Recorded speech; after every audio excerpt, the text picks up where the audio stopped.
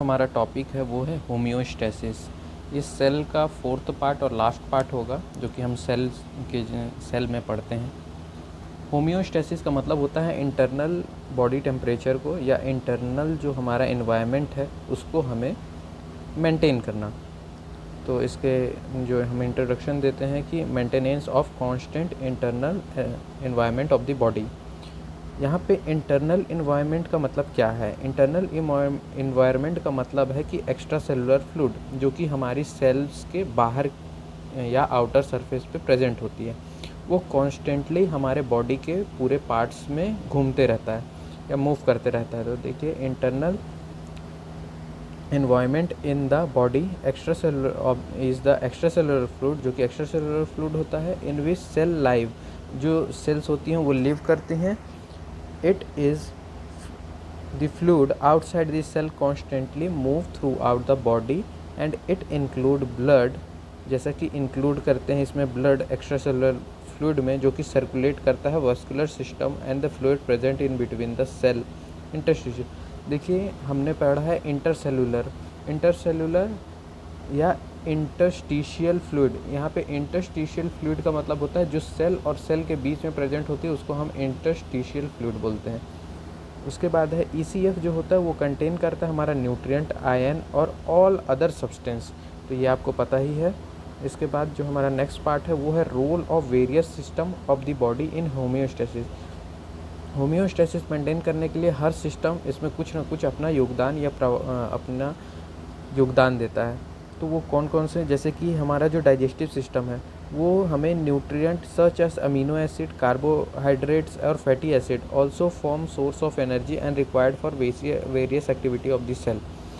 जो न्यूट्रिएंट है वो डाइजेस्ट होते हैं, फिर एब्जॉर्ब होते हैं और ब्लड के थ्रू सप्लाइड होते हैं टू द सेल। क्योंकि हम सेल की बात कर रहे हैं तो सेल में सबसे पहले न्यूट्रिएंट डाइजेस्ट होते हैं डाइजेस्टिव सिस्टम में, फिर एब्जॉर्ब होते हैं डाइजेस्टिव सिस्टम में, और वो ब्लड के थ्रू सप्लाई कहाँ होते हैं? सेल में।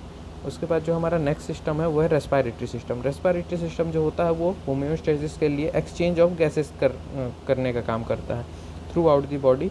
ये सप्लाई करता है ऑक्सीजन को और रिमूव करता है CO2 को फॉर मेटाबॉलिज्म।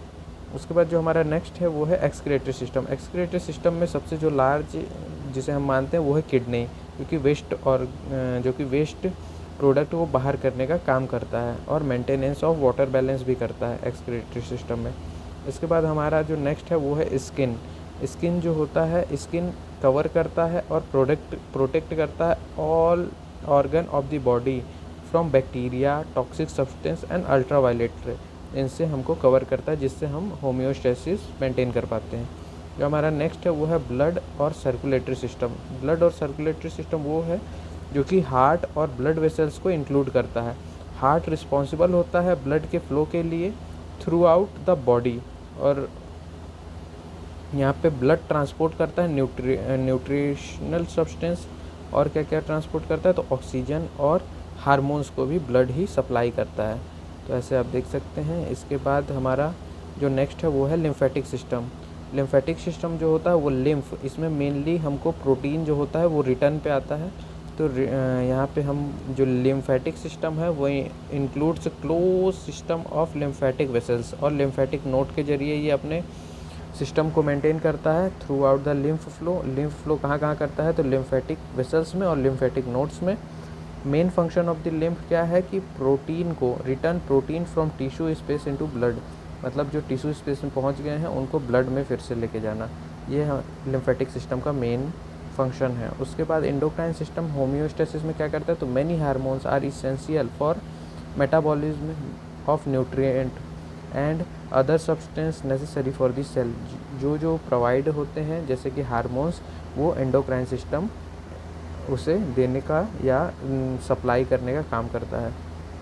उसके बाद हमारा नर्वस सिस्टम जो होता है, नर्वस सिस्टम सेंसरी होता है। सेंसरी जो कि डिटेक्ट करता है कि कोई भी state of the body and surrounding, वो डिटेक्ट करने का काम करता है कि किस स्टेट में बॉडी है और सराउंडिंग में। जैसा उसको इन्फॉर्मेशन मिलेगा वैसा ही वो आगे कमांड करेगा बॉडी को, और उसके अकॉर्डिंगली मोटर सेंटर, यहाँ पे सेंसरी, मोटर और इफेक्टर सेंटर्स जो होते हैं वो काम करते हैं। तो यहाँ पे होम्योस्टेसिस के कुछ कंपोनेंट्स हैं जिसे हम पढ़ लेते हैं, जो कि है सेंसर, कंट्रोल सेंटर और इफेक्टर।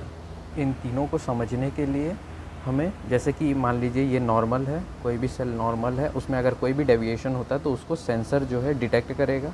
डेविएट करने के बाद, डिटेक्ट करने के बाद सेंसर के पास आएगा। सेंसर जो होगा वो कंट्रोल सेंटर को वही चीज़ भेजेगा, उस मैसेज को, इन्फॉर्मेशन को। और इन्फॉर्मेशन को कमांड कौन करते है? वो है कंट्रोल सेंटर।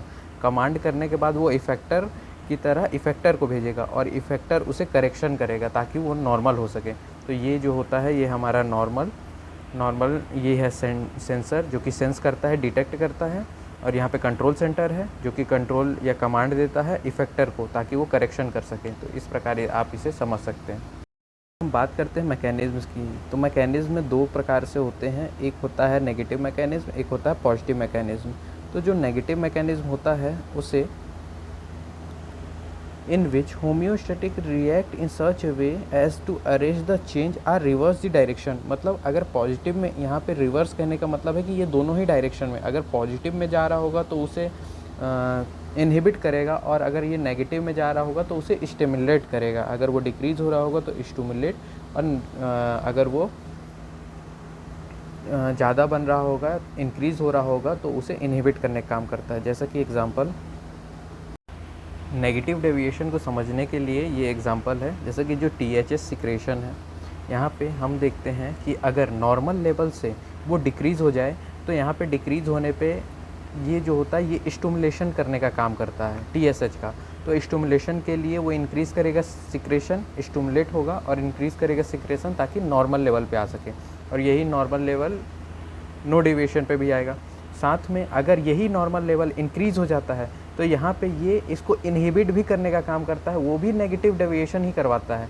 और इन दोनों को ही या तो स्टिमुलेट करवाना हो या इनहिबिट करवाना हो, ये नेगेटिव डेविएशन ही करवाता है। और यहाँ पे ये डिक्रीज़ होगा, और डिक्रीज़ सिक्रेशन होने के बाद वो नॉर्मल लेवल पे हो जाएगा। और अगर नॉर्मल होगा तो कोई डेविएशन या कुछ डिटेक्ट नहीं करेगा सेंसर, तो उसके वजह से हमारा कोई भी ना ही इंक्रीज़, ना ही स्टिमुलेट होगा, ना ही इनहिबिट होगा, नॉर्मल लेवल पर ही रहेगा। तो इसको आप समझ सकते हैं। हमारा जो नेक्स्ट है वो है पॉजिटिव फीडबैक।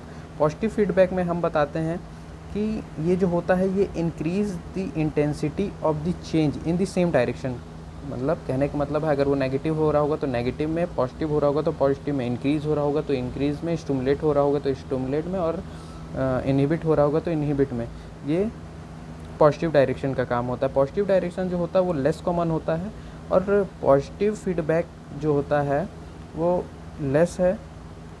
साथ में ये ब्लड क्लॉटिंग में हमारे काम आता है। तो ब्लड क्लॉटिंग में अरेस्ट करना बहुत नेसेसरी है, इसलिए ये काम आता है इमरजेंसी के वक्त। नाउ द हमारा नेक्स्ट है वो है होम्योस्टैटिक इम्बैलेंस। इम्बैलेंस किस किस चीज़ से होता है? जैसे कि स्ट्रेस से होता है, अल्ट्रेशन ईटिंग हैबिट से, अल्कोहल कंजम्पशन से, और उसके बाद है स्लीपलेसनेस से, ओवर एक्सरसाइज से, लैक ऑफ वाटर इनटेक से, हाइपोक्सिया से, लॉन्ग टर्म इलनेस से, जेनेटिक म्यूटेशन से, एजिंग से। ये सब इसके इम्बैलेंस करते हैं होम्योस्टैटिक को। इसका PDF आपको हमारे लिंक में मिल जाएगा, डिस्क्रिप्शन पे लिंक मिल जाएगा।